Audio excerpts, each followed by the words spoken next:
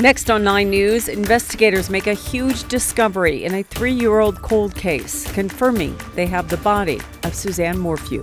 After years of delays, a hearing is underway now to determine whether the man accused of killing 10 people in a Boulder King Soopers is competent to stand trial.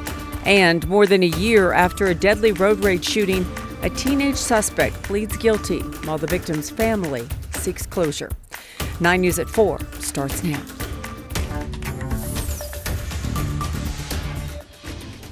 Good afternoon. We begin with a massive development in a case that received national headlines.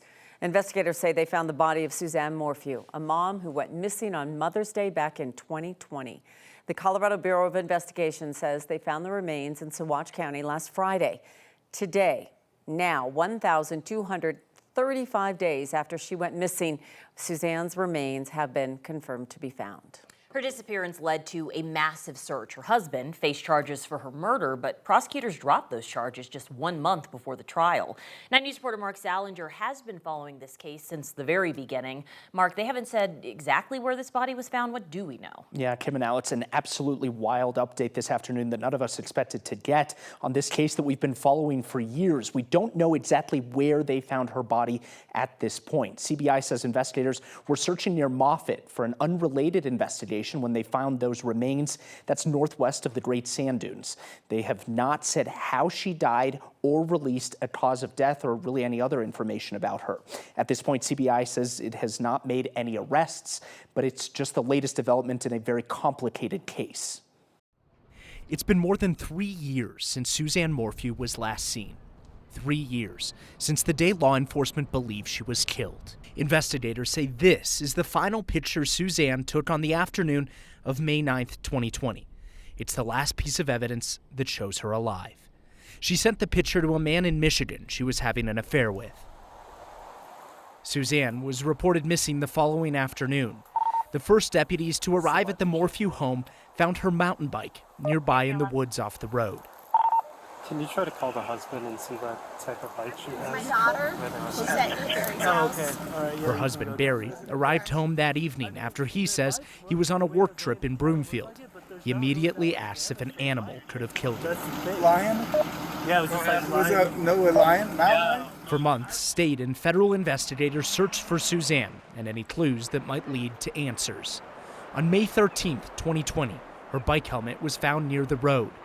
On May 22nd of that year, the FBI searched through a construction site in Salida that Barry had been working on. I believe the house is just below us right now. In September of 2020, Suzanne's brother Andy couldn't stand by and watch any longer. He organized a team of dozens of volunteers from around the country to search for Suzanne.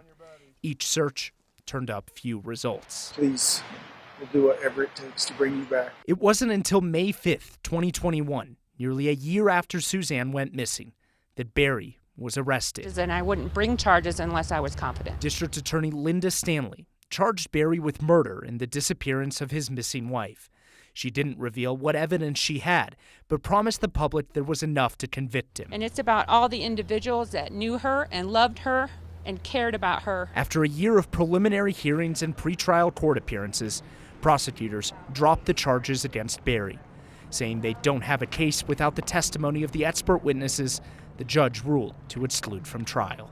That's what innocence looks like right there. How do you feel, Barry? The Colorado Bureau of Investigation says it has told the family. I spoke with Barry Morphew's attorney today just after the news release went out. When I talked to her, she didn't know the development that Suzanne was found. I told her on the phone. That leads us to believe, or at least question, whether or not investigators told Barry about the news that his wife's remains had been found. Again, at this point, we're told that no one has been arrested today, Kim. Mark, you have covered this from the beginning. It's taken some crazy turns involving the district attorney, the investigation, but it all comes back to the fact that Suzanne was missing, presumed dead and missing. This is such a critical piece of evidence. Oh yeah, this was what they were waiting for. When they dismissed those, when they dropped those charges just about a year ago at this point, the district attorney there was saying, we are waiting for the body to be found. At that point, we can bring charges back. It is important to note that they can bring charges against Barry again if it comes to that. At this point, we have no idea whether or not he is a suspect or even wanted in this case. But if that turns out to be a case, they can bring charges again. Yeah, well, there's so much more to cover, and we're glad you've been on it from the beginning. Thank you. The man accused of killing 10 people at a King Soopers in Boulder 2.5 years ago experienced hallucinations on the day of the attack. It's according to testimony from a forensic psychologist today. It is the first major court appearance for the suspect, while families of the victims have waited years for this trial. A judge must decide if the suspect, who has schizophrenia, is ready to go to trial. 9 News reporter Kelly Rinke was inside the courtroom. Kelly, we learned more about what the suspect planned that day at the grocery store. Yeah, Alex, that psychologist testified that Ahmad Alyssa had intended to commit suicide by cop in March of 2021 on the day of that incident. Now, 2 years later, the man who has schizophrenia was bouncing in his chair, rocking back and forth as the families of those 10 victims were sitting behind him. Many of them were listening very closely. Some of them were even taking notes. This hearing is crucial in this case because a judge will have to decide if the case should go to trial. The suspect had been deemed incompetent for nearly 2 years. He had been receiving treatment at a mental health hospital. Then an evaluation last month found he had been restored to competency. That forensic psychologist who performed those competency evaluations told the court today his communication has improved and his thinking was more reasonable after he was forced to take medication starting this past March. She testified he seemed more willing to talk about the case during an evaluation in August. It's a big reason she determined he had been restored to competency.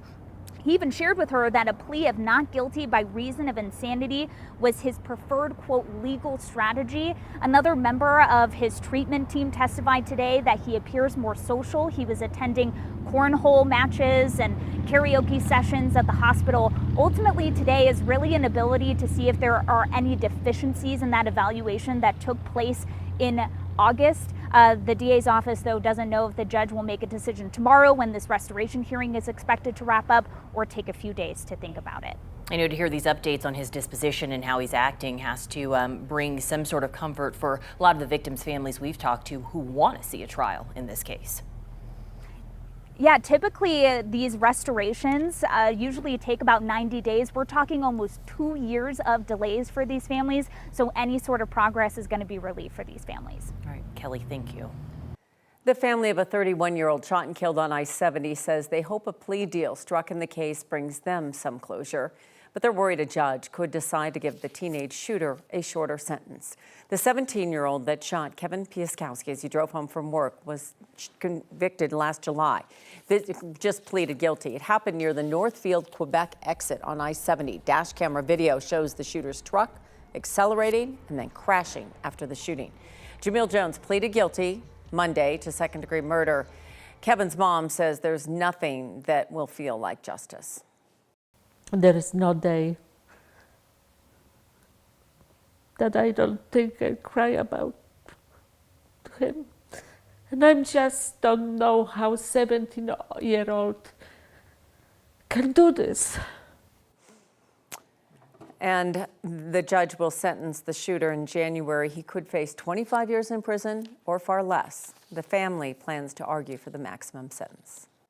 School resource officers at Eagle Crest High School arrested a 15-year-old today on campus. That's according to the Arapahoe County Sheriff's Office. Officials say Eagle Crest High and Thunder Ridge Middle School were on a temporary secure perimeter while the arrest was made. The Sheriff's Office says SROs are still trying to gather more information on this case. Police in Boulder are investigating a death and suspicious devices found this afternoon. Police have shut down 13th Street between Yarmouth and Rosewood and have evacuated the area around 4580 13th Street. That's all in North Boulder. Police first tweeted about this investigation just before noon. Then they updated a couple hours later that detectives found more concerning items in the apartment. They didn't give any details as to what those items might be, and so far they have not lifted that evacuation. A lovely look at downtown Denver this afternoon. I mean, just beautiful blue skies. This weather is about as good as it gets, Kathy, if you ask me. Oh, Alex, I'm so with you. And I think Kim agrees as well. Oh, yeah. Yeah. Oh, yeah. It's the best time of year because it's so easy to plan things outdoors or travel. And then with the leaves starting to change and peak in the northern and central mountains, it's easy to get up there. I mean, you're going to have crowds of people going with you. But I mean, a view like this from just about anywhere in Colorado is just something to celebrate. We have blue skies, we got light winds. Temperatures are running a little bit warm. So, of course, we'll be talking about fire danger at the end of the week and heading into the weekend as the winds increase ahead of a storm that's approaching Colorado. But it's calm out there today. Average highs about 75, 87 in Denver, Greeley, Fort Collins, 82 in Colorado Springs, almost 90 in Lamar, 84 in Grand Junction, and 70s and 80s in the Colorado High Country. Dry, as I mentioned, humidity values coming down with the exception of extreme eastern Colorado, a little more of an easterly influence of wind bringing in a little bit of low-level moisture there. Relatively calm in the city, and with high pressure anchored over the area, we have a string of days that'll just be very pleasant ahead of a developing system that we're watching off the coast of the Pacific Northwest. Not much to show on radar and satellite yet. We've got a series of weak, what we call little short waves coming in, bringing some showers, but it's all going around Colorado for now.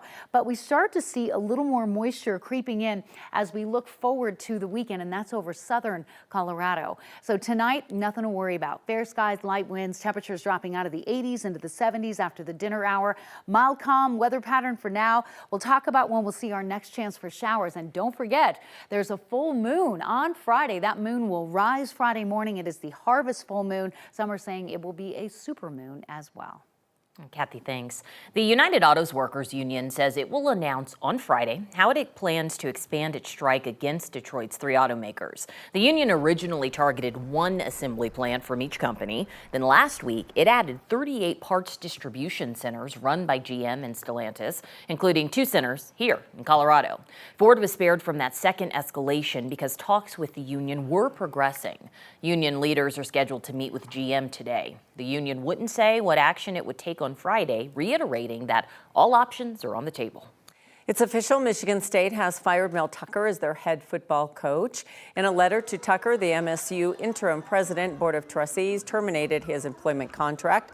The letter cited the public disrespect, contempt, and ridicule he brought upon the university among reasons for termination. Just 2 weeks ago, the school's board became aware of allegations of sexual harassment made against Tucker in an ongoing investigation.